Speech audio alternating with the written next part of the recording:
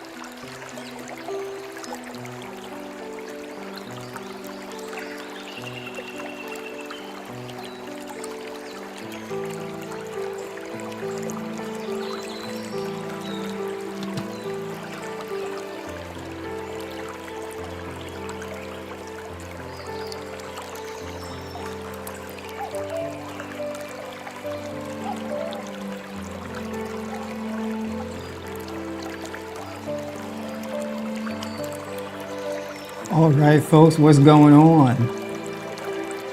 We live. Welcome to the Monday night call-in. How's everybody doing? Can y'all hear me clearly? Put a 1 in the chat if y'all can hear me clearly. If anything's too loud, let me know so I can make some adjustments. We got Sheila in the building. What's going on? We got Miss Ella. What's going on? Welcome to the next step. We got you just entered into the tier 1. We got Mama Do in the chat. What's going on? How you doing, Mama Do? My Mama Do. And my man John Green. What's going on? Good to see you in here. All right, there we go, folks. All right, so we got some 1s in the chat popping up, looking good. Absolutely. All right, there we go.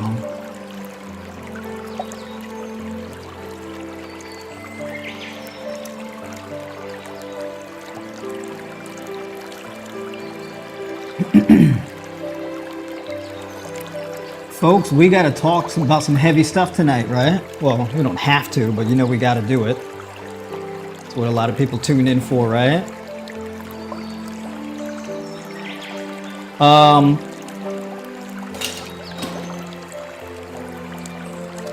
You got things that you want? Well, before I even drop this, hold on.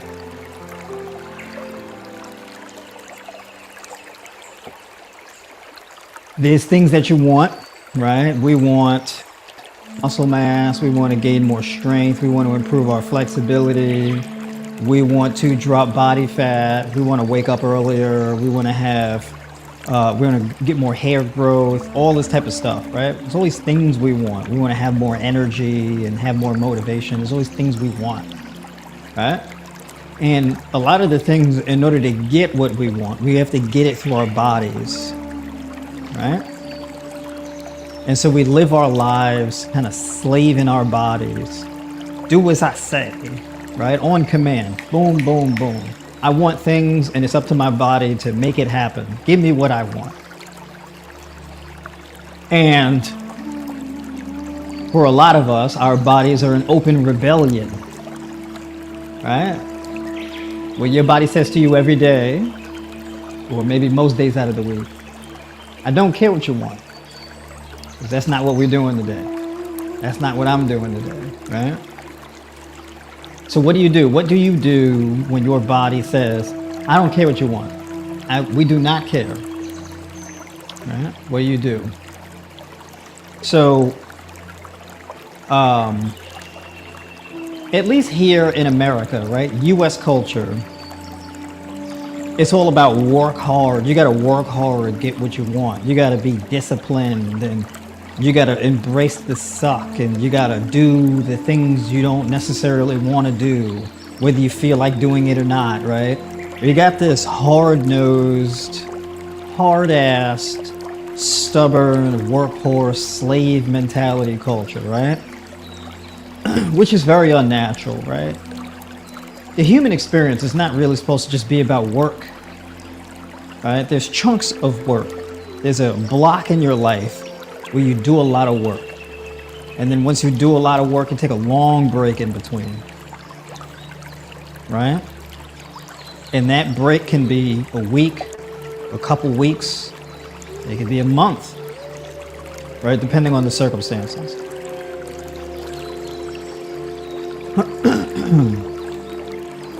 And so basically, you really got to balance your labor checkbook, right? I got all of this work that I want to get done, but how ready am I for it? How ready is my body for it? Because if I want all this stuff out of my body, what am I giving my body in return? Because a body isn't like a thing we have and we just pilot it to do what we want. It's not really what it is. Your body is a living organism, almost independently of you consciously. It's synergistic, but also not. It's a separate kind of entity sometimes, or at least it's how it feels, how it operates sometimes. And there can be a lot of resistance because your body knows what you need better than you do consciously. And one of the best things that you could do is be able to listen better to your body when your body's trying to tell you certain things. Listen, pay attention, notice the cues, right? I can tell you right now, muscle will grow. I can tell you right now, body fat will come off. It will. But only when you bring your stress down. A big part of your goals, your health journey, to reach peak wellness is about stress management. Right?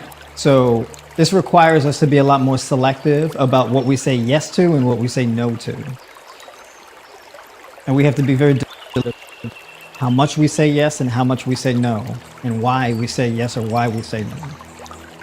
And also be mindful of how much duress you're under.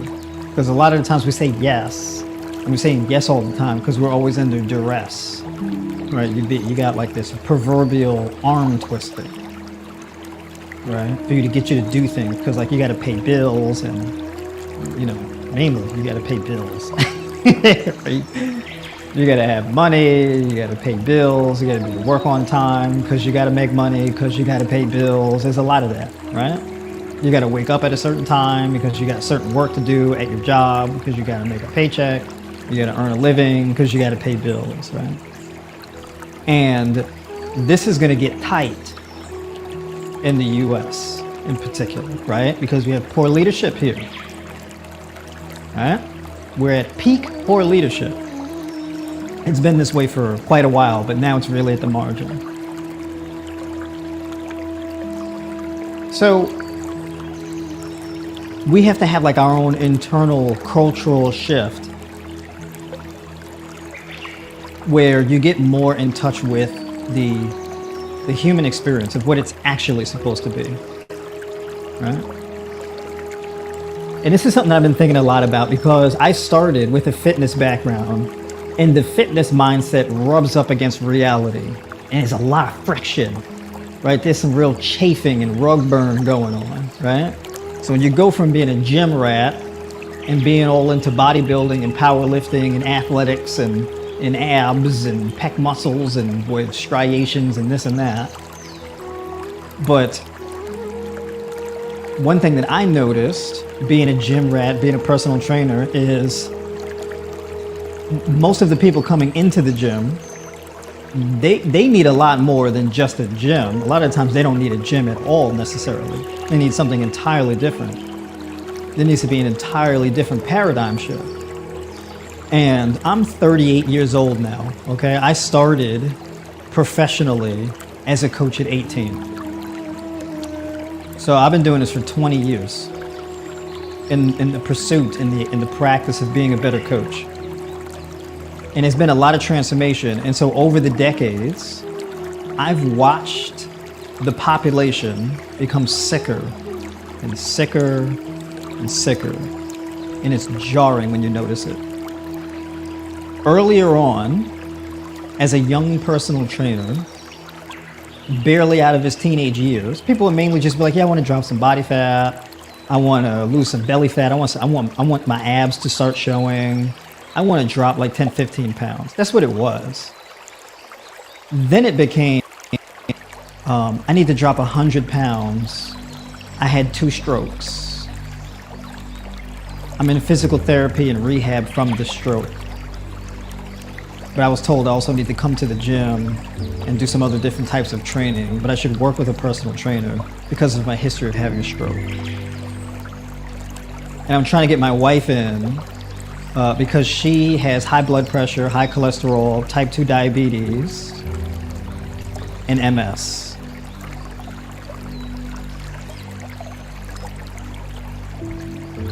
Whoa, whoa, whoa. Exercise routine is not going to address all that. Because after this workout that you do with me, you're eating all day. And the things that you're eating is causing you to have most of the issues you're having. Right? One of the biggest discoveries that I've noticed is the fact that stress management is the one thing that your body cares about. It's the only thing. Your body is always trying to do whatever it can to reduce the stress, right? Your body, the only thing your body cares about is just not dying. That's it. All day, your body is like, I'm just gonna do what I gotta do to just improve the survival odds. That's it. So just increasing the survival odds. That's it. It's the only thing your body cares about. If you want your body to do something, that has to factor into survival odds, right?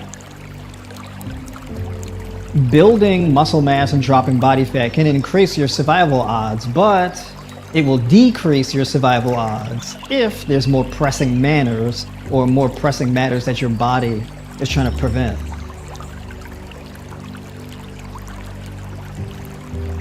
So basically, your body's always budgeting, right? I'll give you an example. High blood pressure. One of the biggest mistakes we make is putting the focus on lowering blood pressure. Like your blood pressure is too high. You're like, oh, I want to bring my blood pressure down. The goal isn't really to bring your blood pressure down. The goal is to remove the conditions that is causing your body to increase vascular constriction to produce more circulatory force. Because the increase in the blood pressure and the sustained elevation of the blood pressure is a survival mechanism. Your body's doing that to improve your odds of survival. So if you're going to take a medication to bring your blood pressure down, well, your body doesn't want that. Your body, you're over here trying to bring your blood pressure down. You want your blood pressure down, and your body's like, I don't care. No, no, no. I need it up. And you drugging your body up to bring it down, and your body's like, no, stop and don't. All right?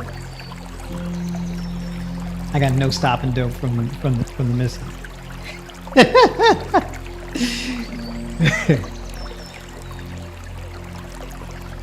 So there's a conflict there, right? Take blood pressure medication. That's how I tell people, look, you can either stop taking blood pressure medications willingly, or a diet and lifestyle that aids in your goals will force you off of the medications.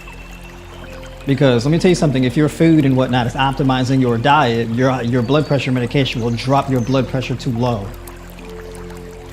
And then you'll be like, oh my God, I feel lightheaded, like I'm about to pass out. You better leave them pills alone. Right?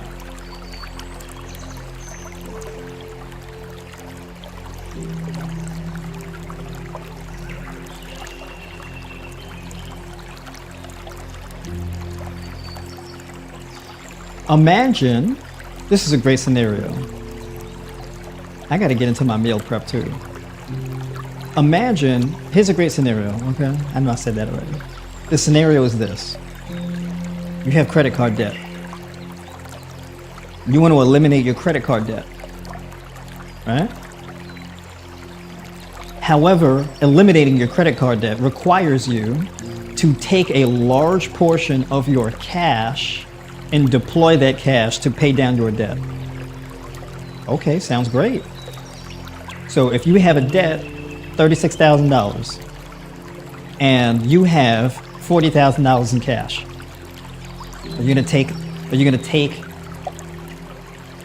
the overwhelming majority of that cash to pay down that $36,000? Are you willing to subtract $36,000 from the $40,000 you have? Well, maybe. It depends on what your other expenses are. It's great to pay down your debt. However, you need enough cash to be able to pay your other bills. Rent, mortgage, healthcare, car note, phone bill, internet, gas in the car, vehicle maintenance, etc., right? Now we're in this fundamentally different situation. Sure, it's a good idea to pay down the debt, but I'm not going to be burning my cash to do that because I'm going to be ass out if I need that cash. Oh, well, I mean, you could just put it on the credit card. You don't need the cash. You could just use the credit card. But no, I've been trying to get the credit card debt down. I don't want to put it back on. That's what's happening in your body. Your body's budgeting for one thing. You want it to be deployed. But your body's like, well, no, I'm not willing to let that go right now because I need that. That could be body fat.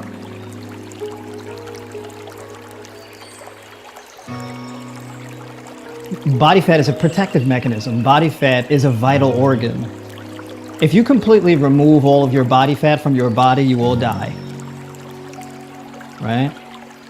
Your endocrine system will shut down and you will curl up into the fetal position and dry up and die. Right? That's what happens if you lose all your body fat.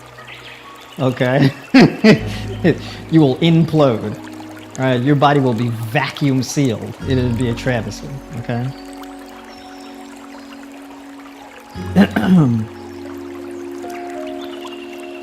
So you want to get rid of body fat in the same way you may want to get credit card debt and get that down, but not too much. Slow down. You want to drop it, maybe even want to drop it a good bit, but there's a reason why your body's slow walking the process. Right? And if you've struggled with dropping body fat, there's one thing that you know, in your most stressful times, that's when it's easiest for you to gain weight. Right? You get an injury, you get into a car accident, you have a death in the family, something happens, boom, weight just starts coming on. You start sleeping poorly, you start having food cravings, fatigue, tired, you're losing motivation, you're eating things you don't normally eat, and the weight's creeping up.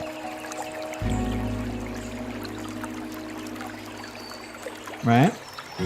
You're like, all right, cool, well, you know what, I'm gonna get my diet together, I'm gonna cut my calories, I'm gonna stop eating.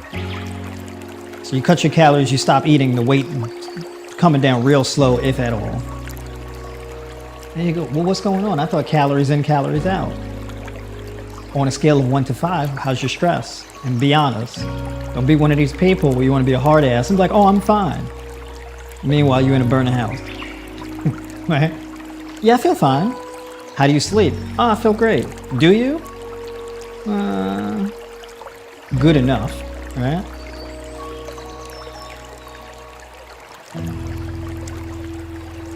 So what's the deal with the stress? What happens with the stress? When you feel stressed, what does your body do? Increase blood pressure. So your body releases a hormone called angiotensin. You get angiotensin 1 and 2, right? So you get this faster conversion over to angiotensin 2, causes the vascular constriction, blood pressure up. What else happens? You increase insulin resistance, right? You start getting mitochondrial disruption. So your cells convert and produce energy much more slowly. So you accumulate blood sugar because what's happening is you get these stress hormones like cortisol. They ramp up fat conversion into glucose. But once that fat gets converted into glucose and dumped into your bloodstream, it just sits in your bloodstream. So you get more fat burn, but you still feel fatigued at the same time. It's crazy. So you got one side of your body's metabolism is breaking down all this fat and converting it into glucose, but then it's just jacking up your blood sugar and just sitting in your bloodstream. And that glucose is not being used. Right? So you get a dry mouth, you get thirsty, you're doing all this drinking water, you're getting all this nighttime urination, your blood sugar's really elevated, and the weight ain't coming off. You just feel tired all the time, and your joints hurt. Right?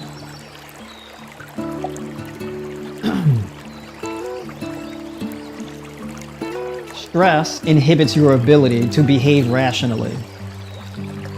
Stress also inhibits your body's ability to behave rationally because everything in your body is dual-sided, which means when one thing moves, another thing has to move, either synchronistically or asynchronistically, meaning in the opposite directions. Right? So with your pancreas, glucagon goes up, insulin goes down, leptin goes up, ghrelin goes down.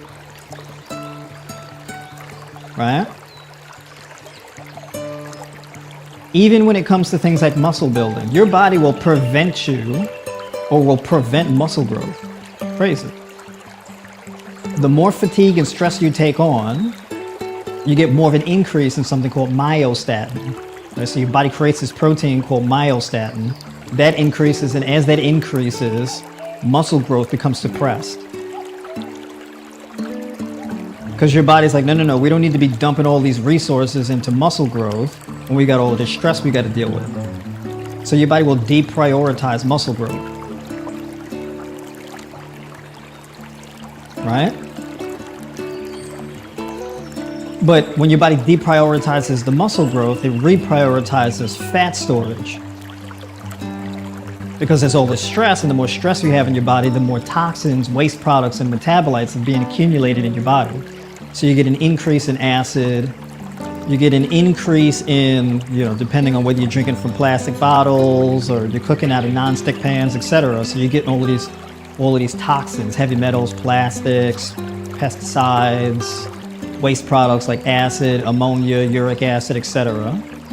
Right? If you have a high protein diet, you get this excessive level of nitrogen in your blood. So you get all of this that your body has to deal with. So when your body is putting out all of these fires, muscle growth gets put.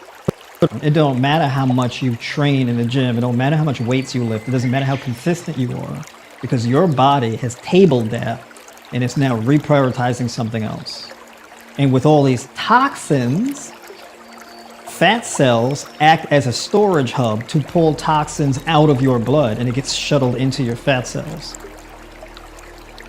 So whatever can't be purged out through your skin or neutralized in your liver or excreted through your kidneys gets stored inside your fat cells.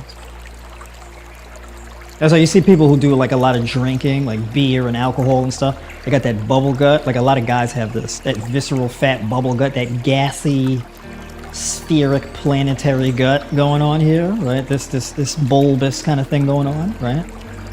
It's got its own gassy atmosphere going on there, right? There's massive levels of acid accumulation, and your body is defending against that at all times. Those are not the conditions that are conducive to maximizing testosterone and muscle growth and the perfect sized prostate. Just ain't it. Your body will always prioritize the inner workings of your vital organs way before it starts prioritizing things like six-pack abs and muscle growth.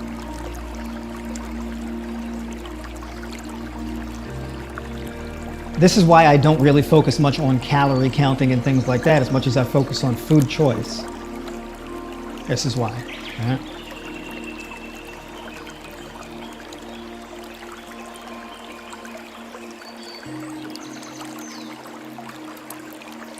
All right, let me catch up with some of y'all in the comments. GMF, is this a blood pressure issue? I tend to overheat and hives appear. Yes. Your body is desperately trying to get rid of all kind of stuff. Right? Vegan Knowledge JJ, what's going on? Good to see you in here. Oh, okay, here we go. Hello, I've been getting hives when I work out or when it's hot outside. It's very annoying because I can't be as intense, which is causing my gains to diminish. Any herbs you know that fights hives? Yeah, so basically they would have to be, so you can either get like a food sensitivity test to see if you're eating something that you may have a sensitivity to that's causing inflammation. It may be you're accumulating a particular waste or metabolite to extreme levels in your body to purge it through your skin. And so when you heat the body up, that's an environment where your body can better remove toxins from your body. Right? When you cool your body down, it does the opposite. It locks everything in. You heat the body up, it expands and relaxes, and things can flow out. Right? If it's showing in your skin, I'd be very interested to know what your blood pressure looks like, liver enzyme, what your kidney tested results look like. Right? What's your sleep quality like? What is, are you experiencing frequent nighttime urination? Do you feel thirsty repeatedly throughout the day? It's things like this, right? Do you experience a lot of gas and bloating throughout the day, or like, after meals, things like this? Are you consuming a lot of protein in your diet? Because the more protein you eat, you get these diminishing returns where it does more harm than good. So you eat more protein, you get more of an increase in something called homocysteine. So and then what happens is, in response, your body increases interstitial fluid, which is basically the fluid that exists in between your cells that funnels through your lymphatic system to flush out waste products. So there could be a variety of different things that would be going on, so I would need to know a lot more, right? When we're talking about something like hives. Either it's a food allergy, there's some type of waste accumulation going on in your body, excess protein consumption, this type of thing. So yeah, that makes for more of a deeper conversation.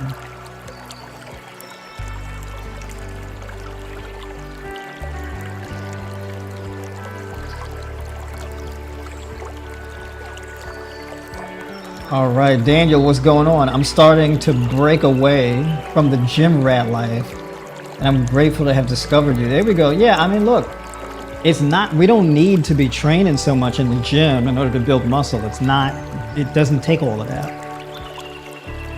When it comes to building muscle, the only thing you need to do to increase the size of a muscle is train it enough to produce a growth stimulus. Once you've created the stimulus, back off and let your body respond to it by increasing the density and the infrastructure of the muscle. That's it. You create the stimulus and you back off. You don't need to keep recreating the stimulus and perpetuating the stimulus as long as possible, because now you're just doing damage. Now you're not stimulating the muscle, you're just breaking it down because you just keep hammering at it. So it can't grow because you keep fatiguing it, you keep breaking it down. So there's no significant buildup because you keep messing with it, right? Muscle only grows from recovery. If you're gonna do like really frequent training, like let's say you take like a 2-week block and you train really hard, very frequently for 2 weeks. At some point at the end of that 2 weeks, you'll reach a breaking point where your motivation starts to slip. You start to train, you start waking up later, you start being more tired, you stop moving less throughout the day, right? You start to slow down. If you take a week off after that, and then you resume training like a week later, 4 or 7 days or whatever later, you'll come back refreshed, more motivated, and stronger. The muscle will be fuller, all that kind of stuff, right? The rest is just as important, in some cases even more important than the training itself, right?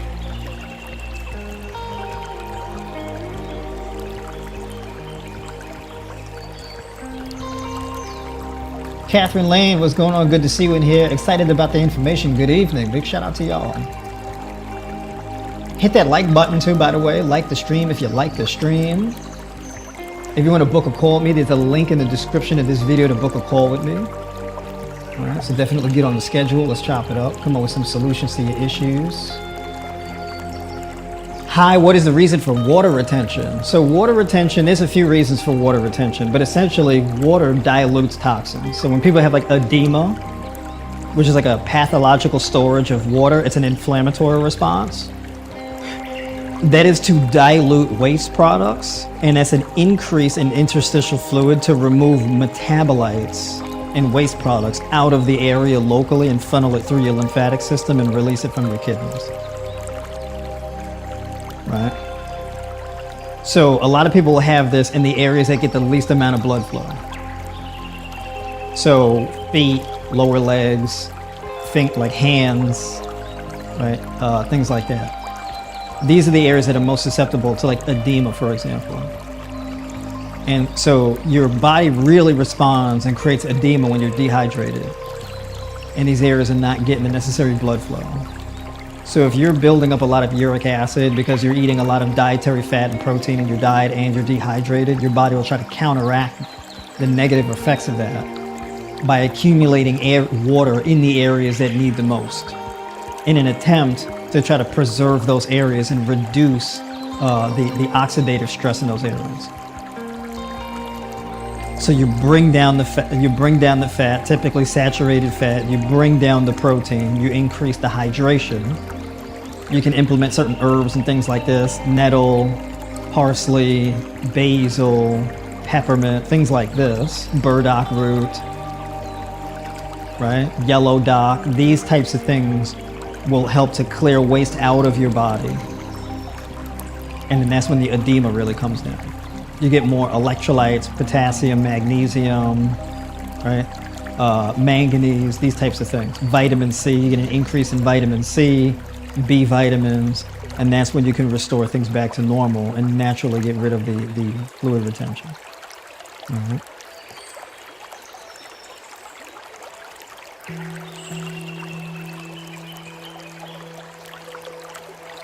Could you let me know your thoughts on nut butters, particularly peanut butter, all natural, or peanuts not the best choice? I've heard negative info about peanuts. Peanuts are awesome. Peanuts are bad for you if you have a nut allergy, right? But no, peanuts are fine. People say all kind of stuff. If we go by the science, right? And in order for me to make a claim, any claim I make that you guys hear me say, I have evidence for it, right? Like there's some type of scientific study or something like that that demonstrates the problem. Peanuts are not inherently problematic. Now, the form that the food comes in, that's a little different, right? Because there's a very big difference between whole nuts versus nut butter. So let's take, for example, fat absorption, right? You run more of a risk of gaining excess body fat from nut butter than you do eating whole nuts. And the reason why is because the fiber in nut butter is not intact. So you absorb almost all of the nut butter, all of the fat. You absorb all the fat. When you eat whole nuts, the fiber from the nuts binds up a lot of the fat. So you don't absorb it. Your body doesn't absorb all the lipids from it. Right? So like if you eat like a lot of nuts, you eat like a lot of dietary fat from nuts, in particular like whole nuts, and you sit on the toilet and you make a bowel movement, if you really went nuts with the nuts, your poop will come out it'll come out like the color of nut butter. It'd be a slick, kind of smooth, maybe even borderline greasy, pale colored fecal matter, right? It'd be like a clumpy log of like caramel fecal matter, right? I don't want to be too nasty, but that's kind of how it is. Because a lot of the fat is excreted from your body through your digestive tract. It's not absorbed up because of the fiber. Somebody in the comments also asked me earlier, how do you get rid of the toxins? What was that? Somebody said, how do we eliminate it? Dietary fiber. Dietary fiber is absolutely amazing. And as a matter of fact, I gotta get on the ball. Hold on. There's things I gotta do. By the way, check this out. I wanna show y'all this. I'm gonna do a video about sprouted lentils. Look at it, you see the green in them? You wouldn't believe me if I told you this was a quarter cup, like a measuring cup, a quarter cup of green lentils. Okay? That's what this is. That's what this was. So I filled up this jar to about here. See where my finger is right here? To this line. I filled this jar up to this line with lentils. And they sprouted. Today is like day 4. And now it's at all the way, it's filled the jar completely. Right? So this is like, these are like green leafy vegetables now. They're edible straight up. See, there's like little microgreens. Right?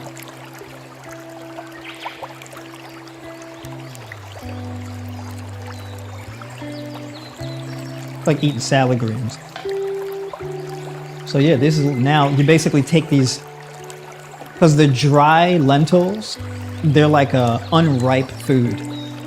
It's not really edible at that point. You can boil them and that's how you get to the nutrients within the lentil, or you can just sprout them. The nutrients becomes easier to consume. You get a lot of beneficial prebiotic fiber. This can help aid and improve your digestion.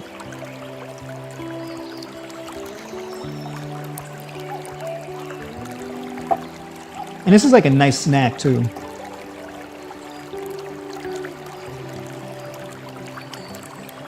So yeah, this is awesome. Great to use in salads and things like this.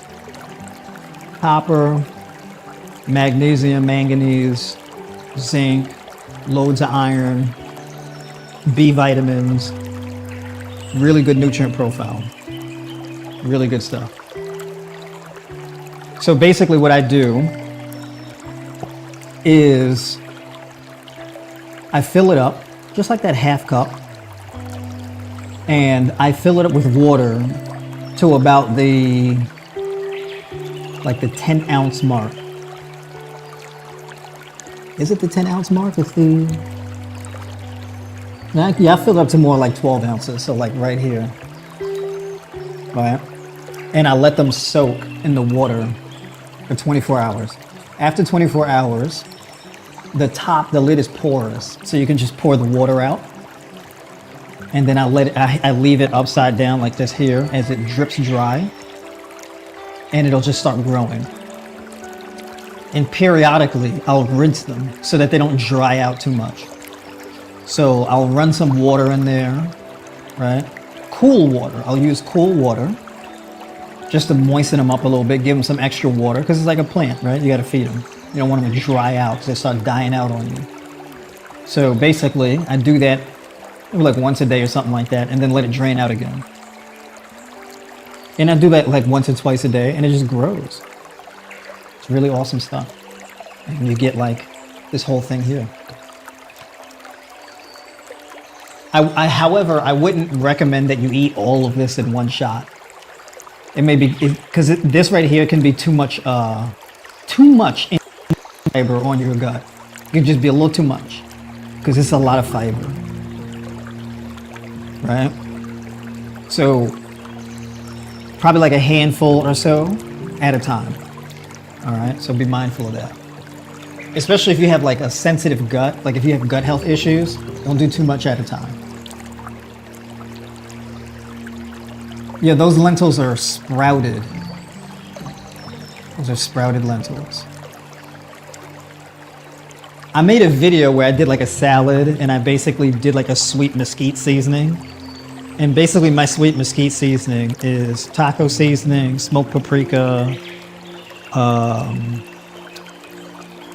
brown sugar or raw sugar, sea salt, cayenne pepper, a little bit of garlic powder, and agave. Actually, yeah, because I didn't use brown sugar, I used agave. Just a little bit of agave, not too much. And then I used, what did I use? I used a little, did I? I think I used no I didn't. That's all I used. And then I just mixed it in. Right, you can also use chili powder in it too. Right, so that's my sweet mesquite. Right.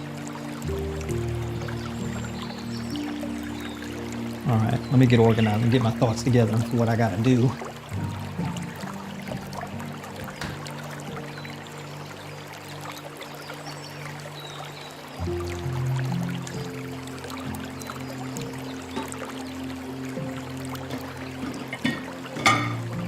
Let me put the link in, because it's time to get into some calling. We're gonna let somebody come up.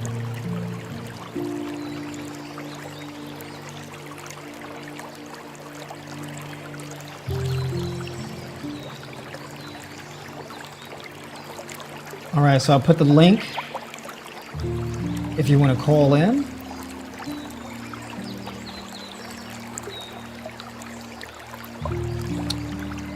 And let me go here very quick and pin this. Let me pin that to the comments.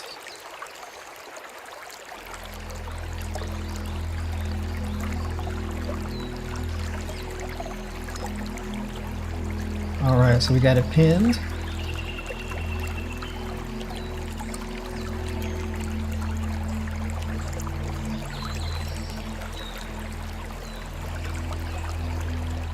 Let's see, it's vitamin C through absorbing ascorbic acidic You mean absorbing or ascorbic acidic powder? Absorbing acid powder? Hold on, wait. Is vitamin C through absorbing acid powder good or just through fruit? Absorbing acid powder? You mean like ascorbic acid, like a vitamin C supplement? I'd prefer to get vitamin C from, like, that's food based. I'd rather just get it from food, yeah.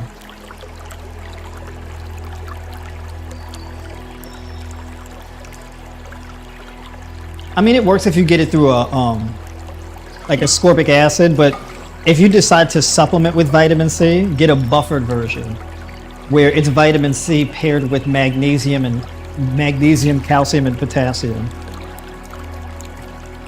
Because that'll be a little bit easier on your gut.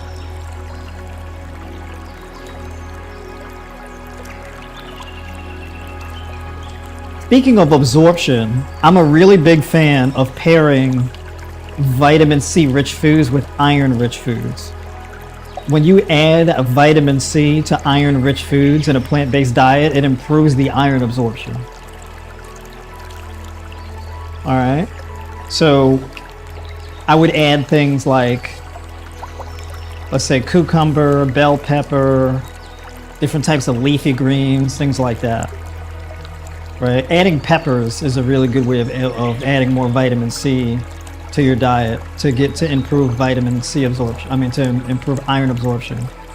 You can also, so pineapple is a very rich source of digestive enzymes. So you can eat a small serving of pineapple before you have like a heavier meal that has like more starches, proteins, things like that.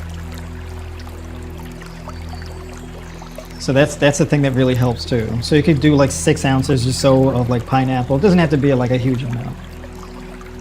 You can also juice pineapple too. If you have low stomach acid and you need to increase stomach acid, ginger. You can either eat ginger, you can boil ginger, like if you have fresh ginger, you can boil fresh ginger and eat it. So you can do like fresh ginger and you thin slice it.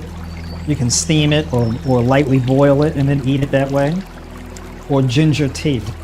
All right, so you can do those things as well.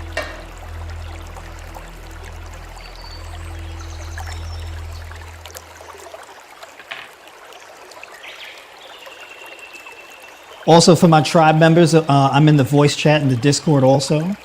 So if you want to jump in the voice chat, you can do that as well.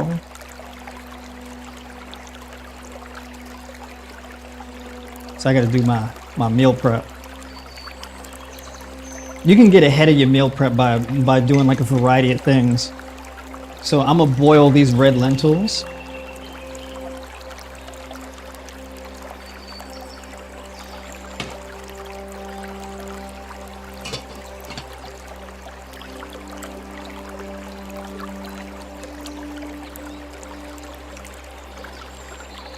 All right, so I'm gonna leave those red lentils to boil. And I got this pineapple that's ripe and ready to go. Also, a good nighttime remedy is you can boil pineapple, the pineapple rind, and drink the water from it. Pineapple is a rich source of tryptophan, so it has a calming effect, help you relax. Like this music I got going here.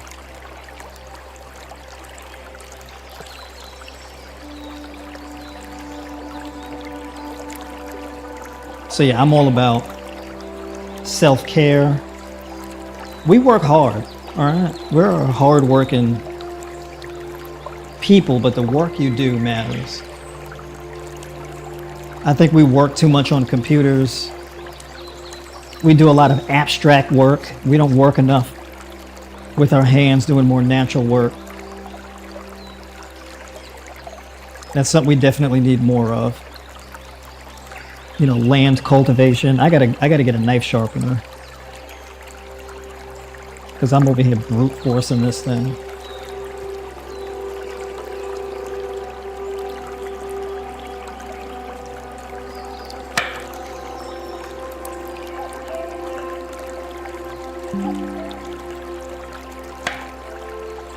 If I got any jars available, I might just juice this tonight. Drink some bedtime pineapple juice.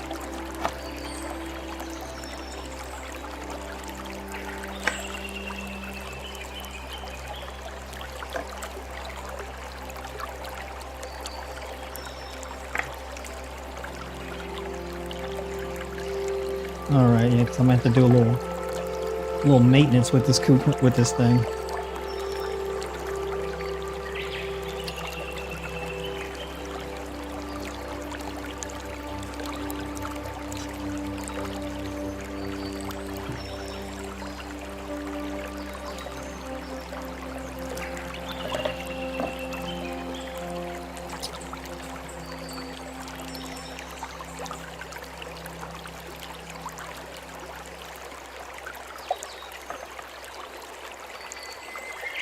I had to get some more mangoes.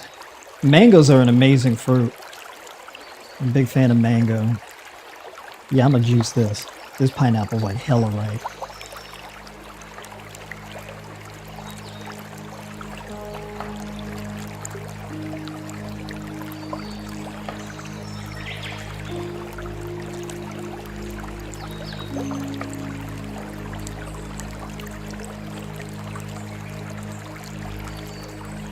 So yeah, one thing I really want to do is I would love to do live streams, but like agricultural live streams where I'm just like growing crops and stuff.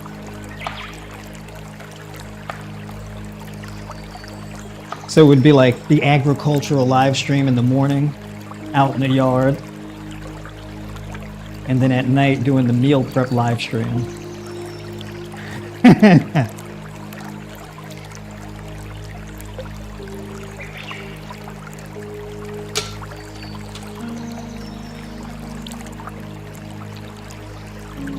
So I gotta juice this pineapple. Boo Boo, you want some pineapple juice? She said, yeah.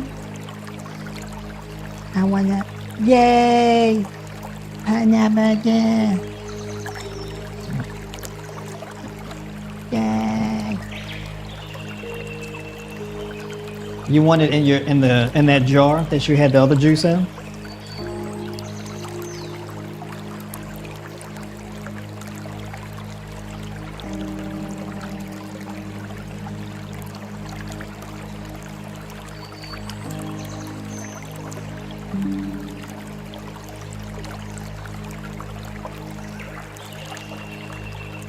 So yeah, I'm gonna prep my red lentils tonight. I gotta soak some kasha.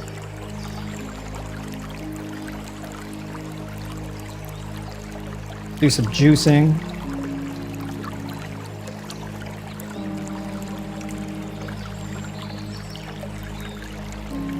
And then head off to bed. Well, I got some work to do actually tonight. Yo, Ella, you still in here?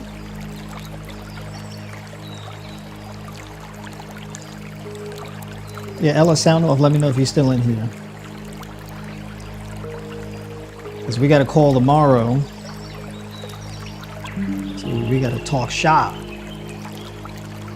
How we going to get it together.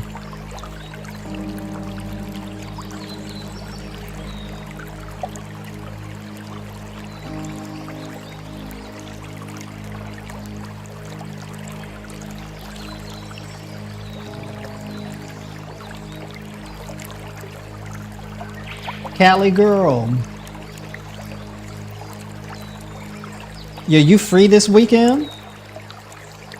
Let's see if we can get on and chop it up this weekend.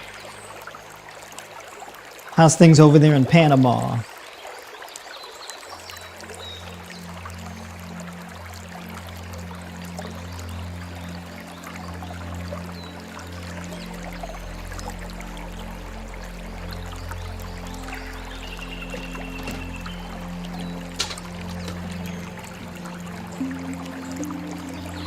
All right, I gotta mute my mic right quick while the juicer's going.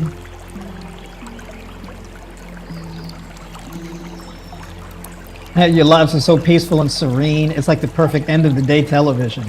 That's the goal, right? Rather than watching some wild TV show with people shooting at each other, stabbing each other, doing whatever, going to jail, running and acting up. You'd be watching some crazy television show, adrenaline be pumping all super hard right before bed.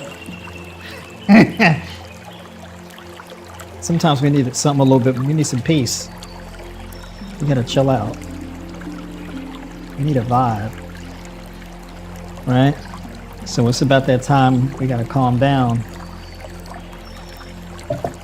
and chill out a little bit. What do you soak the pineapple rinds in before boiling? So typically what you should do with the pineapple rind is you should soak it in water with baking soda and vinegar as like a cleaning method, or at least that's how I do it. And then you just boil it. You don't want to boil it for too long. You boil it on a low heat. Right? All right. Let me mute up right quick.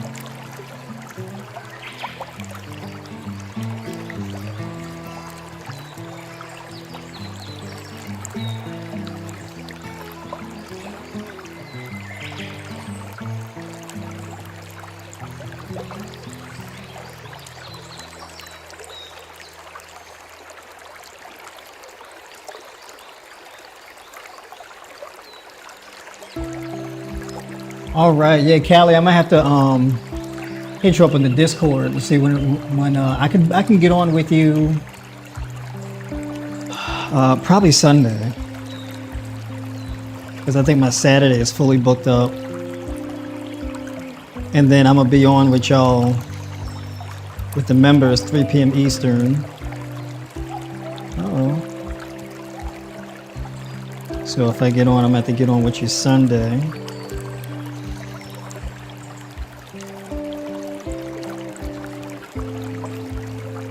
And I think Saturday is probably going to be, we're going to go over some workout tutorial stuff, probably some mobility stuff and whatnot.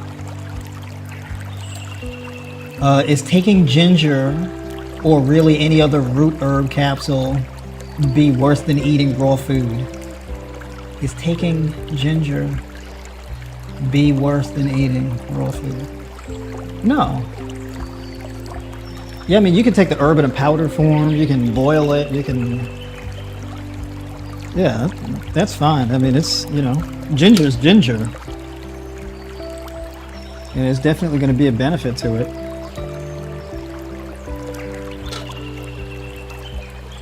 So, that's not really an issue.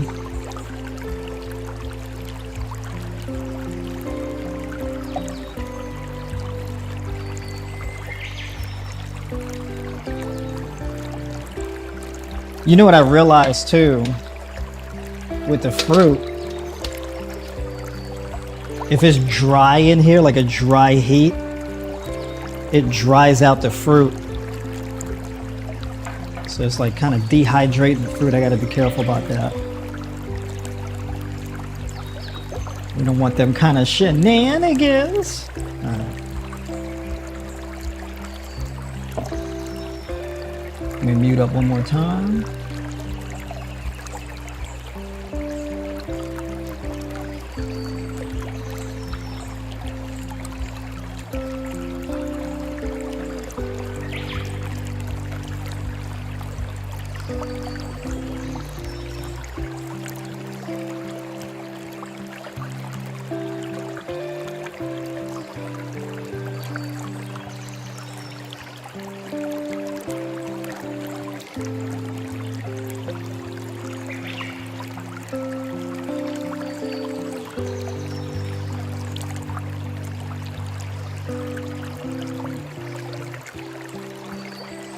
You said, did I check the lentils on the stove? Yeah, I did. I'm kind of curious to know. I hear a lot of noise from the juicer. I'm kind of curious. Like, is it like real loud? I want to know how much noise suppression the mic is doing. What's my favorite fruit? Oh, you don't hear it at all? That's amazing.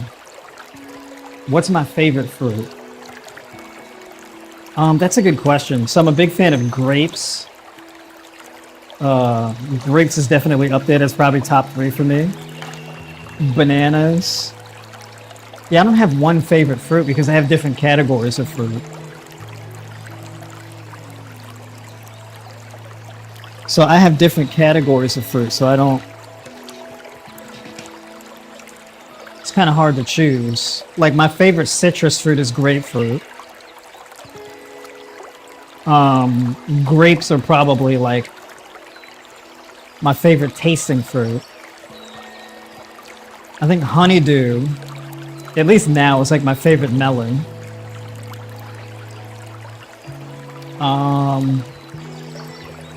Bananas are like a fruit I eat the most.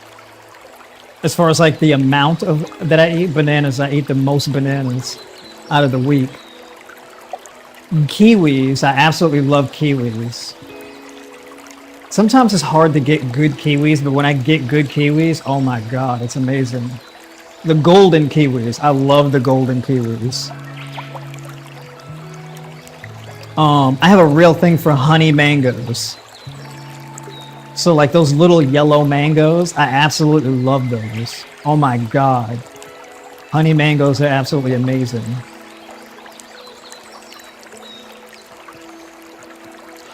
I like the texture of mangoes.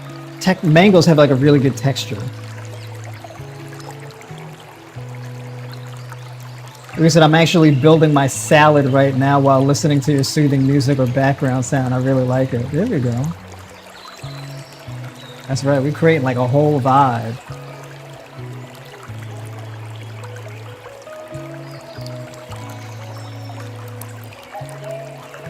it definitely like the stream if you like the stream.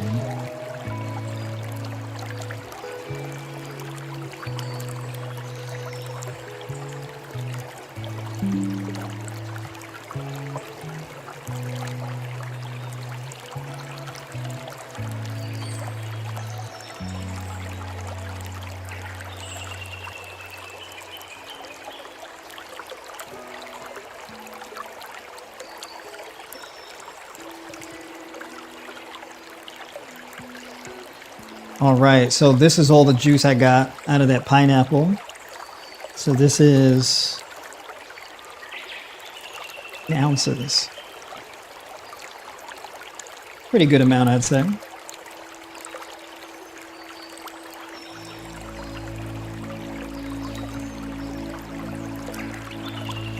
I'm not boiling this pineapple rind though. I'm not doing that tonight. But I'm probably gonna make like a video going over how to make the pineapple tea. So I'll make a video going over that, of how I do it. Banana tea is actually another one. You can do the banana peel. So you can boil the banana peel and do the tea from the banana tea. I think I'd prefer to do that. I think that would be like a really good tasting tea, the banana peel. So I'd be more inclined to do that.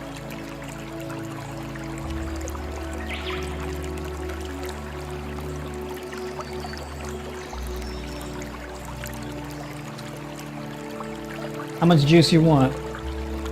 You want the full thing of pineapple juice? You want half?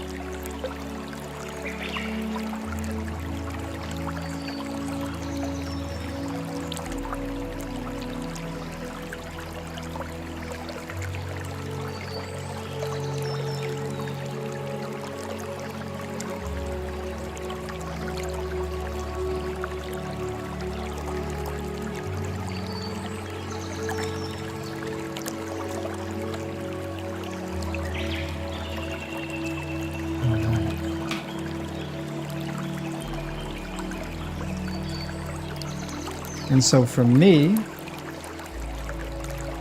I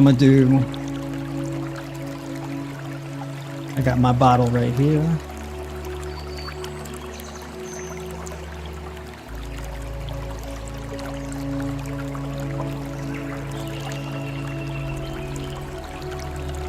You know what's really good too? What I would do is I would do like a ginger tangerine juice.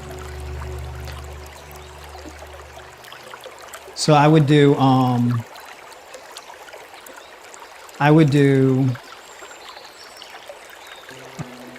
20 ounces of tangerines. I would juice that, and then put in like a half teaspoon of ginger powder.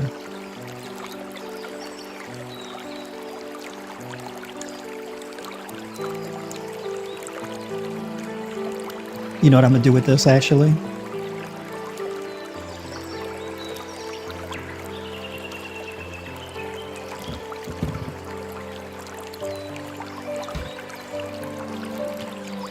Y'all gonna think I'm crazy, but I'm actually gonna add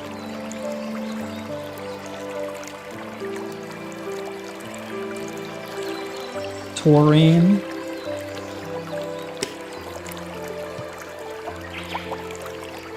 and I'm gonna add citrulline.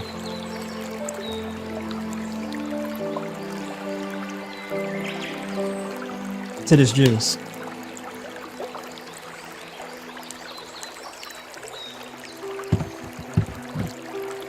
Now you may say, why citrulline and taurine to the juice? And the reason why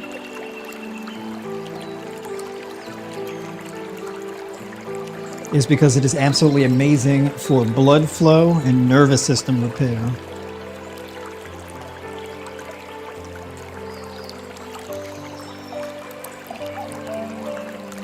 And adding the citrulline malate is like adding it's like adding lime juice. So it creates like a real kick in the mouth. It's amazing.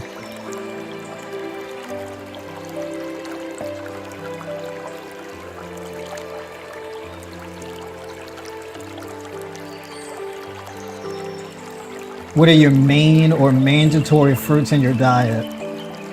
Bananas is definitely one of them. Grapes is another one. So the bananas are a really good source of magnesium, zinc, tryptophan, B6, B1, vitamin C, potassium, and copper. A source of vitamin K, vitamin C, B1, B2, resveratrol, copper. Grapes are a really, really good source of copper. And manganese.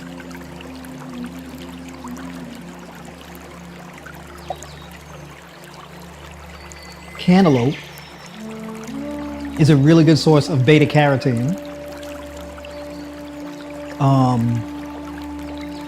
If you can't get good cantaloupe, you can then pivot to butternut squash, sweet potato, and carrots as beta carotene alternatives.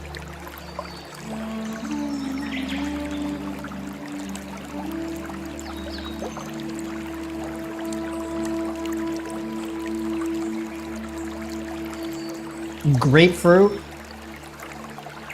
also a good source of beta carotene. Really, really good source of vitamin C. Tremendous source of potassium. Really good source also of manganese. Grapefruit is natural blood pressure medication. So is pineapple. So is honeydew. So is cantaloupe. Pretty much all the fruits are really good for blood pressure. Kiwis. Out of all the fruits, kiwis is probably the richest source of vitamin K. Vitamin K is really important for improving your gut health. So yeah, if you want to improve your gut health, kiwis. If you don't have a food allergy or any kind of sensitivity to it, kiwis. That's a big one because of the vitamin C and the vitamin K. Also a good source of vitamin E. Really good source of copper. By the way, if you're anemic, a copper-rich diet is a big deal. So kiwis at the top of the list with that. Kiwis are really rich source of vitamin C, vitamin K, and copper. So that increases your ferritin levels, right? Increases hemoglobin, right? Because of that high concentration of vitamin C and copper. So it's a really good food for that. Grapes are a really good source of food for that, but kiwis is on a whole nother level.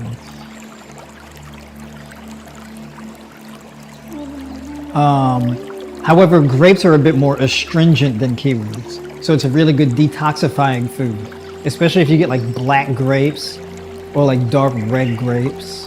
The fiber is a bit thicker, so it serves as a better binding agent to detoxify your gut.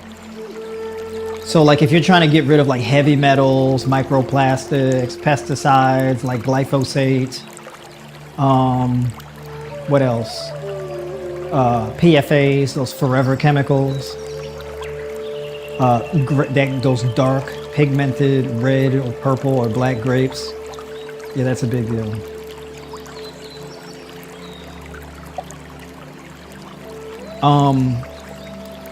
If you're like real insulin sensitive, you got massive amounts of inflammation, berries, blueberries, blackberries, raspberries. And those are really good to combine with fattier foods like coconut yogurt or plant-based milk and chia seeds or flax seeds or hemp seeds. Really phenomenal for that. I mean, those are like, those fruits are just basically medicine. Absolutely phenomenal.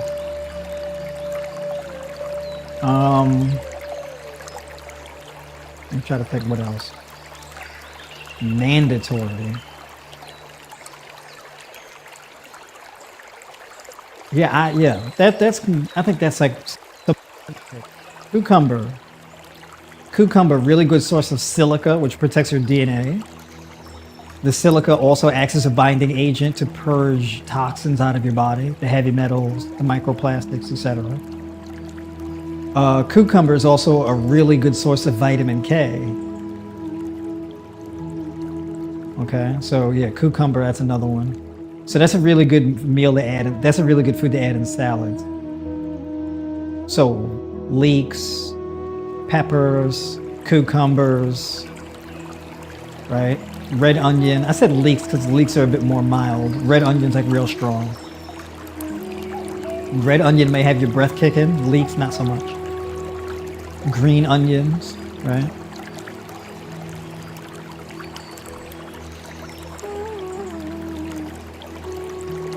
Tomatoes. Tomatoes, actually, if you don't have a food sensitivity to them, like if you don't have a nightshade sensitivity to something, tomatoes. Tomatoes are a very rich source of lycopene. Really good for vascular health, optical health, like good for your eye health, skin, hair, nails. Really, really good for lung health, pulmonary health, right? Cardiovascular health. Really big deal for that.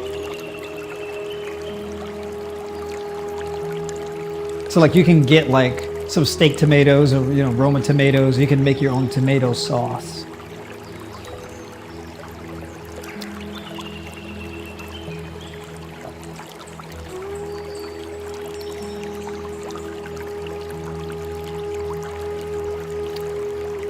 I love grapefruit, but my cholesterol meds say no, no, no, no. Ooh, ooh, ooh, ooh.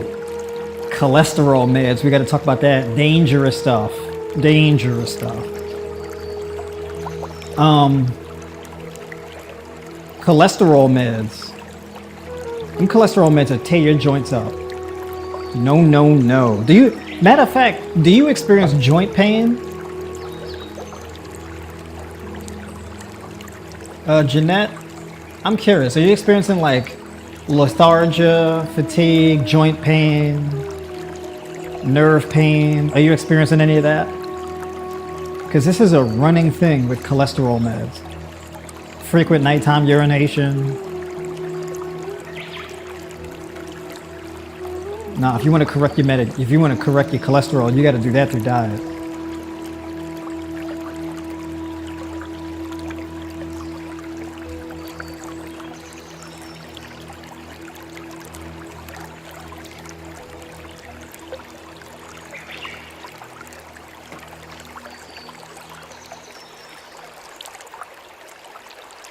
Actually, before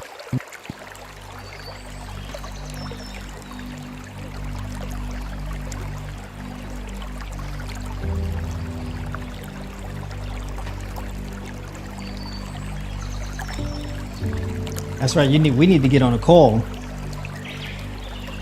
Them cholesterol meds, they be scaring the crap out of me. I know too much, man. The things I've learned about them cholesterol meds, they horrify me.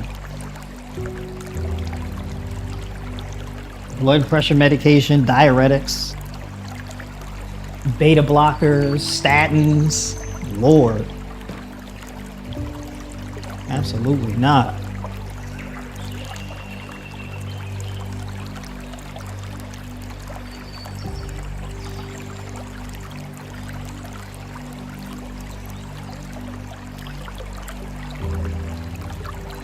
All right, so the red lentils are done. So I'm just gonna drain these out. Drain out the excess water.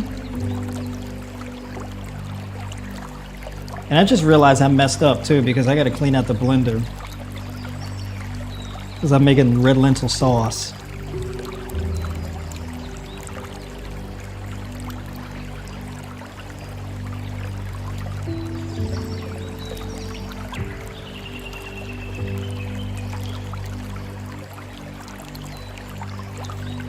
So I drain the water out first and then I add the seasonings and whatnot in afterwards.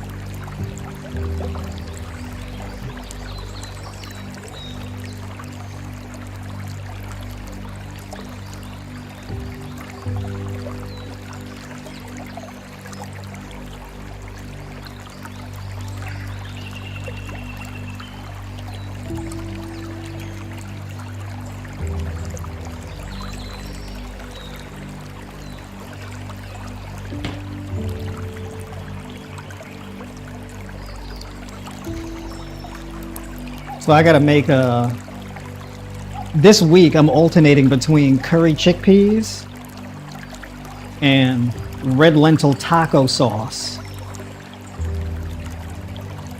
Red lentil spicy taco sauce. Or pizza sauce, that's really what it is. It's more of a pizza sauce. What's good for leaky gut? You mean foods? Coconut yogurt, loaded up with the berries, and chia seeds. Chia seeds are phenomenal actually for improving your gut health. And chia seeds are really a good detoxification mechanism. Chia seeds are pretty awesome. So, you know, you could do like 8 ounces of coconut yogurt, 4 ounces of raspberries, 4 ounces of blueberries, 4 ounces of blackberries, 2 to 3 tablespoons of chia seeds.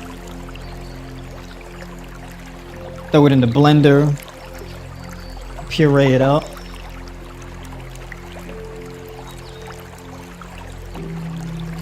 And you got yourself a nice smoothie bowl. You can top it with strawberries.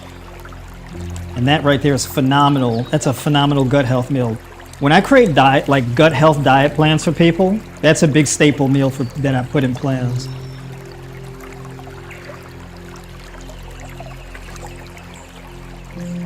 That's a big one. And you can add cinnamon to it also. And then you can add glutamine to it. So you can supplement with glutamine. And glutamine is a protein that's needed in order to build up your intestinal endothelium. So this is my rolled oats. The rolled oats are really dope too. Because the fiber in the oats help to also bind up toxic chemicals and whatnot and pull them out of your body. If you don't have enough fiber in your diet,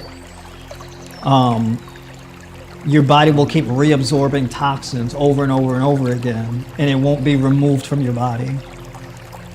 So you get like this reabsorbing of like the heavy metals and the plastics and stuff over and over and over again. So they just keep damaging your body as the cycle continues. So the fiber helps to disrupt the cycle and draw them out of your body through your digestive tract. And they come out in your poop. They come out in your boo-boo.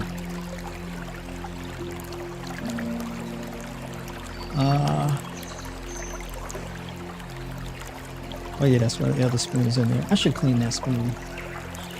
Let me clean it.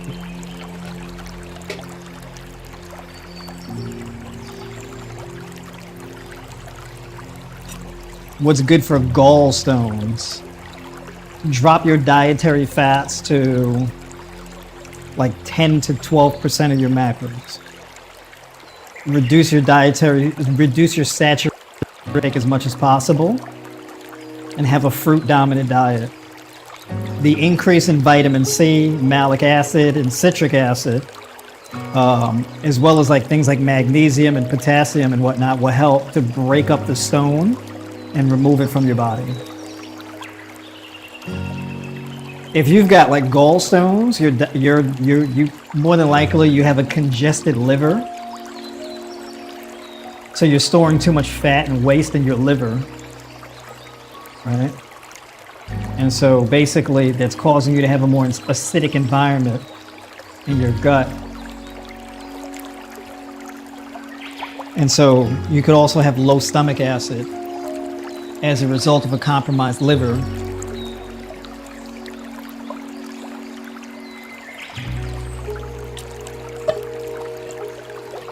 And then the stones form. So basically the stones are made when you have high protein and high lipids, high fat in your diet, and dehydration, like an acidic environment. So if you have like a plant-based high carb diet, you get more digestive enzymes, you get more, you get a better balance of digestive enzymes. You decongest your liver, and that stops the formation of gallstones.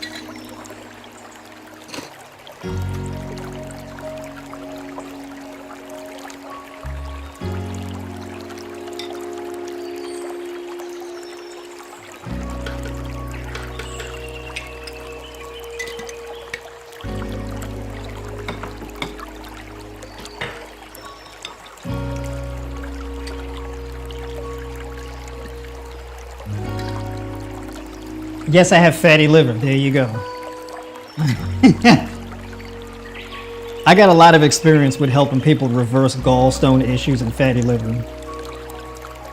I've been very successful with helping people fix that issue. Diabetes, fatty liver, high blood pressure, high cholesterol, autoimmune disease. I've actually had a lot of success helping people reverse lupus, MS, Crohn's, colitis.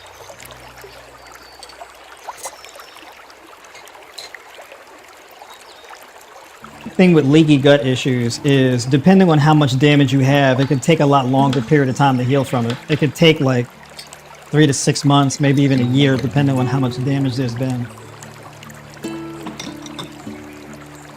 So the longer you stay on track, the better the results get over time. But you got to be patient with the process. When people ain't patient, bad things happen.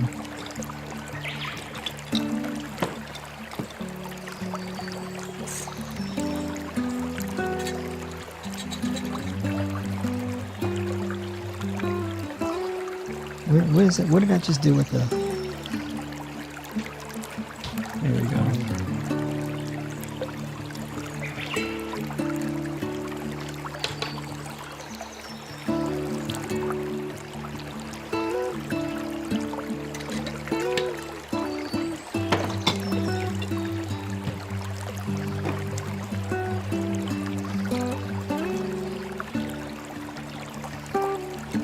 Miss D, what's going on? You said ingredients, please? You know this recipe. It's nutritional yeast, taco seasoning, smoked paprika, basil, and now I'm putting in sea salt, raw sugar, and let's see, what else? I think that's about it. Oh, and cumin and garlic powder. The pizza sauce. Miss D. Miss D, Miss D, Miss D. Hey brother, I'm on high blood pressure meds. I'm having tinglings on my left foot, leg, and swelling too. I eat a lot of fruits, kiwis, avocado, bell pepper, carrots, bananas, basil tea. What did you think I can add? Well, it depends on when you're eating what you're eating also, right? So like, also, did you get any kind of like blood work done and that kind of thing? On a scale of 1 to 5, how are you sleeping? When do you experience the most tingling in the foot? If it's just the tingling in the one foot, did you have a direct injury to that foot? How long have you had the tingling and whatnot in that foot? So yeah, there's a few things that I would need to know. I would need to know what your foot looks like. How often are you drinking the basil tea? How much avocado are you eating? Are you adding any like protein powders or anything to your diet? Protein smoothies, things like that. What's your eating window? How much are you eating? How many meals a day? So yeah, there's quite a few things that I would need to know. Cumin. Cumin. Where's it at?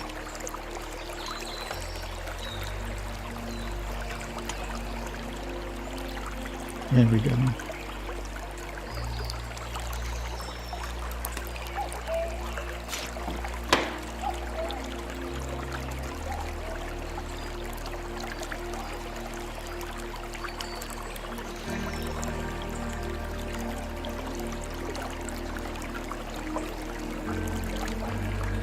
He saved one of his clients' gallbladder. That's true.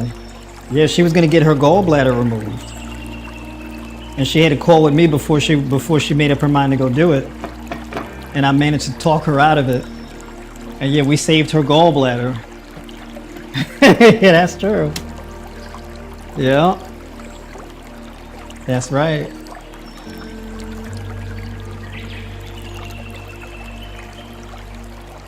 Have you ever helped someone with sarcoidosis of the lungs and skin?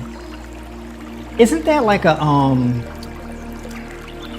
that's like where you grow like a, what is that? Sarcoidosis. It's like polyps. It's like growth of polyps, right? Do I have that right? That's like a very rare thing, but I remember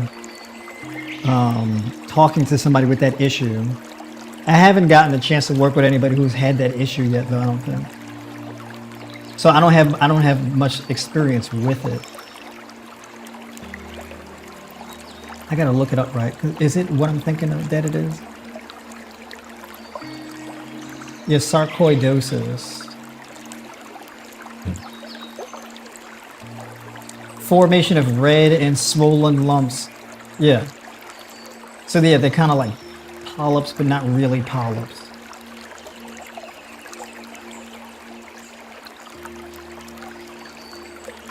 Yeah. I don't have that much experience with that issue, though. I'm gonna be honest with you. So I can't make any strong claims about it. I don't know enough about it.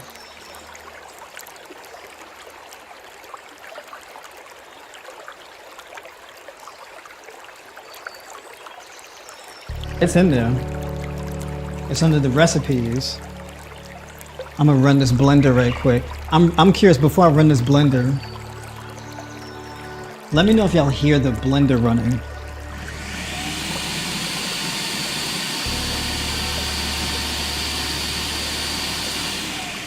Do y'all hear that?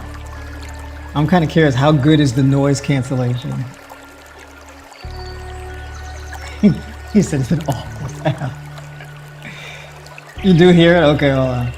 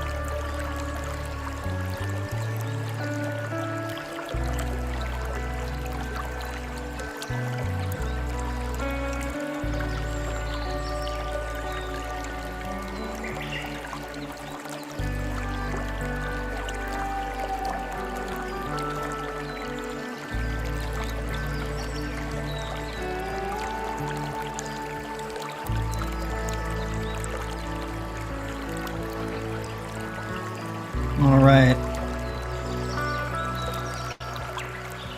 Yeah, you don't hear it now. I had to mute my mic. I'm gonna catch up with y'all questions in a second. I just want to cut this right quick.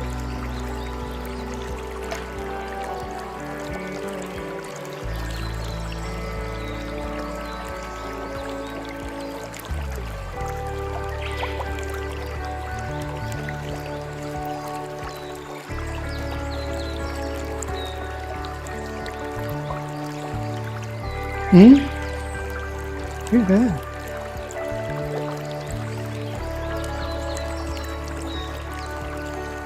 All right.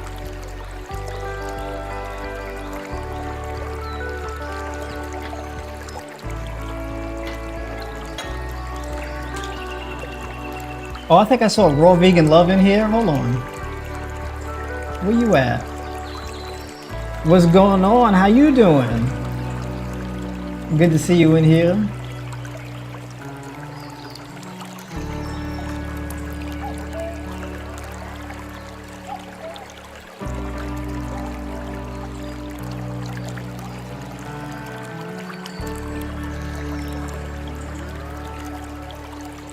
Charlotte, interested to hear what he says. but I would bet celery juice relaxes the nerves, opens blood flow. And I've heard juicing it removes the fiber to get it concentrated. We talking about celery juice? Somebody said something about celery juice? For what? What's good for erectile dysfunction? Someone in my family is struggling, maybe getting a divorce. Oh. Yeah, so basically, yeah, celery juice could be good for that, but basically you have a blood flow issue, which means that you would have to significantly improve your electrolyte balance in your diet. So having a fruit dominant diet, a potassium rich diet would definitely do it. But now if you've got erectile dysfunction, you could have it for a variety of different reasons. So like, do you have vascular damage? Is it venal leakage?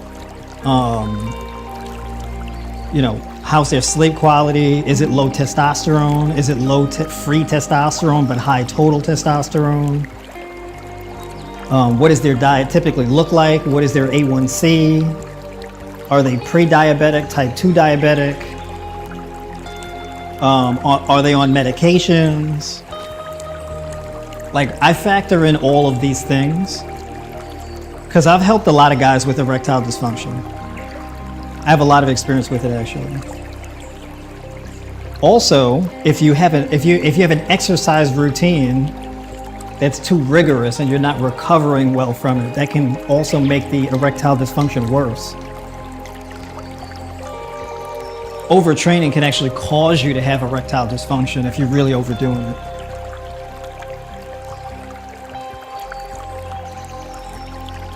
So yeah, celery juice would work, cantaloupe is really good, watermelon, grapes. Grapes are phenomenal for erectile dysfunction. Kiwis. Having more of a low protein diet, a more water rich diet, that definitely helps to improve blood flow. Then there's supplements that you can take, like citrulline and taurine are actually really good for erectile dysfunction. Like, you get really quick results from doing, like, let's say 9 grams of citrulline malate and 2 grams of taurine.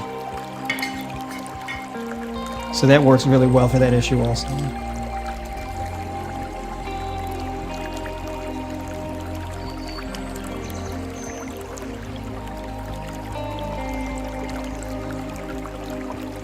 My man James, what's going on, brother? Thanks for sharing all the knowledge. Still waiting for your book release. My man.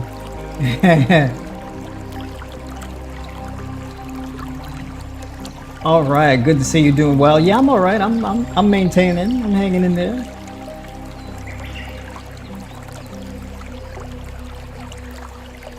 All right, my man, Mr. Hill, what's going on, brother? What's going on? How you doing? What's the good word? Eating like this, you gotta shop all the time. So I want to get some more kale. You gotta get some more what? Kale. You said kale? Yes, Oh, okay. You going grocery shopping now? right now. There we go. You check that pressure yet? I was gonna do it when I get home. I don't know if I should have done it in the morning or if it's cool to check it now. Oh, you could check it now. How you feeling? I feel good. I feel real good. There we go. That's right. My man, Mr. Hill, he been having all kind of progress since we started. I'm excited for you.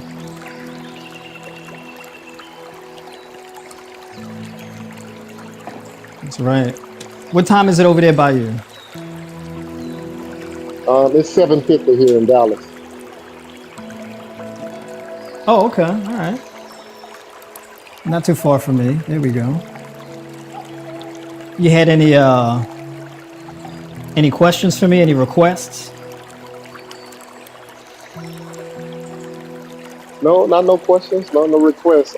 Still Yeah, just trucking along. There we go. Are you on the schedule for this week? I need to. I'm trying to get on the schedule for Friday. I was gonna check it when I got home and got settled.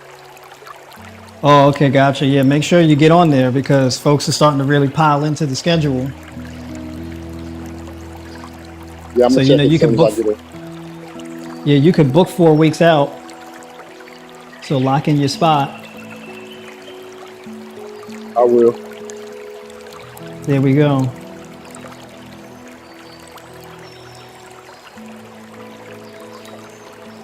All right. So yeah, basically,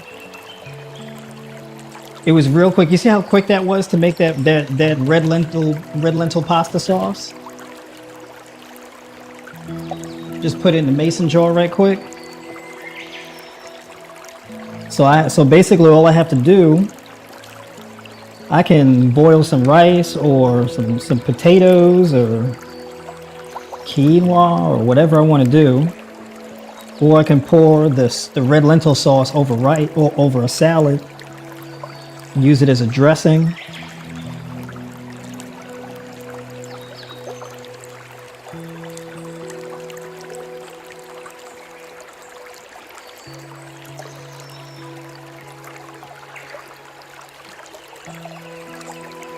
And that's it. See, I'm being greedy, so I'm getting like every little drop. Getting every little drop. So, I had a real question, quick question, Rims. yeah. You were gonna have another website that you spoke of. I didn't get that information if you was gonna transfer everything to the other website. Oh, yeah, I have your plan on there. So I'm still working on it. So the app and everything like that. I'm almost done. I was shooting to have the release and the transfer by June, by the beginning of June, but I may actually be getting it done a lot quicker than that. So we're looking at a rollout in like the next week or two. So I'm moving fast on it. I'm putting a lot of content up on there. There's a lot. That platform it's gonna be a big deal. There's gamification and all type of stuff in there. So it's gonna be real dope. See, that's it. That's a red lentil sauce right there.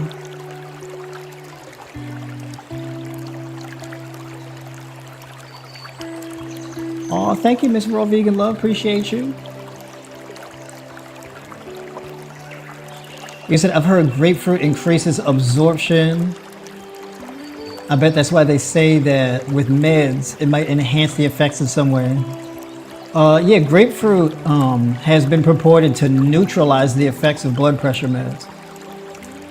But yeah, I'd rather choose grapefruit over taking blood pressure medication.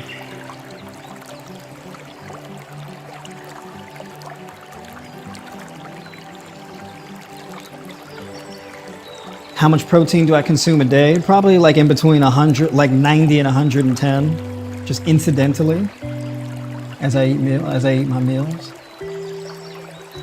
But truth be told, I only really need about 60 to 80. Could you get into the mechanics of hyperthyroidism and some foods to help? Yeah, so basically hyperthyroidism operates very similarly to how hypothyroidism works. Typically people have like hyperthyroidism because they have a lot of acid accumulation in their body. So what happens is your adrenal glands pick up the increase in output in order to increase the output and filtration of your kidneys to remove acid and waste products out of your body. So if you've accumulated like a lot of heavy metals, plastics, pesticides, chemicals, things like this, acid accumulation, you've been eating a lot of like, let's say, like you've had a high protein, high fat diet, and that can really upregulate your thyroid and it can be overactive. Some of the drivers are electrolyte deficiency, B vitamin deficiency, or you can have like way too much B12 because you've been supplementing with it too aggressively, or you've been getting too much iodine. right? So like if you've been using like iodized salt and things like that, processed foods with iodized salt in it, you can be getting way too much iodine.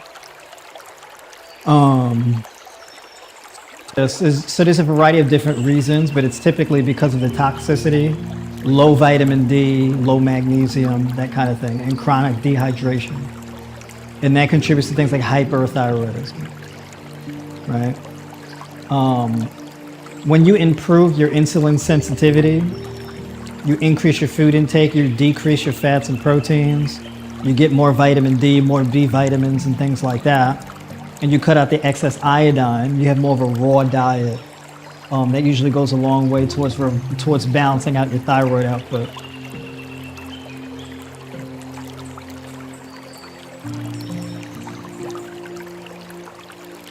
Hey, what are some of the things you can add to your water for natural electrolytes? Lime juice. You can add magnesium malate in like a powder form to water. If you want to do like a natural thing, lime juice is probably like my go-to thing. Coconut water, that's another good one. So coconut water and lime juice are probably like my top two. You can do lemon juice as well. You can do a pinch of sea salt in your water as well. So yeah, those are like the primary three, I would say. Ooh, you can also add cucumber to your water. So you can slice cucumber and add that to your water as well. So even with high blood pressure, you can add Celtic salt to your water? Yes. Salt doesn't negative, so basically adding salt to your water doesn't negatively affect your blood pressure. Like people don't have high blood pressure from salt. That's not why. People cut all their salt out of their food, out of their diet, and they still have high blood pressure. So the problem is the dehydration and the high salt intake. So basically what you'd want to do is the excessive salt intake with dehydration and low potassium intake. So rather than cut your salt, it makes more sense to eat more hydrating foods and increase your potassium intake. But like potassium from foods, which would predominantly be like your fruits and things like that. So you can keep your salt intake the same and just add more potassium to foods to balance it out. Because if you have low potassium and then you cut your salt as well, you have worse outcomes when you do that. And you still have the high blood pressure because now you end up having low sodium and low potassium and still dehydrated. So it doesn't really fix the problem. Like, you have to add the potassium in. Okay, like bananas. Interestingly enough, something like grapefruit is higher in potassium than the bananas. So bananas are a good potassium-rich food, but it's not as water-rich, and the potassium concentration in a banana is not as high as something like a grapefruit.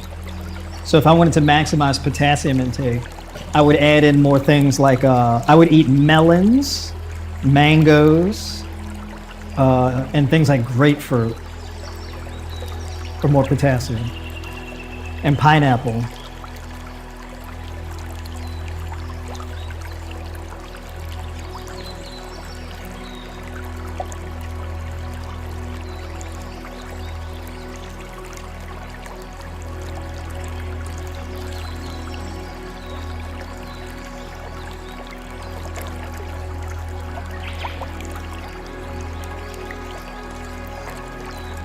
All right, y'all. What else do I gotta do? I did the juicing. I made the lentils. I prepped the tofu, so now I just gotta clean up. And it is 9 o'clock.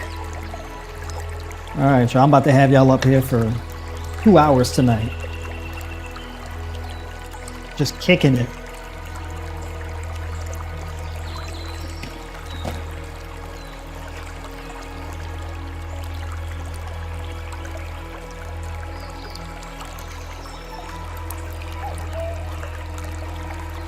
Yeah, I mean, you could use sea salt. Celtic salt, probably the best. Like Celtic salt, pink salt, Himalayan salt, things like that.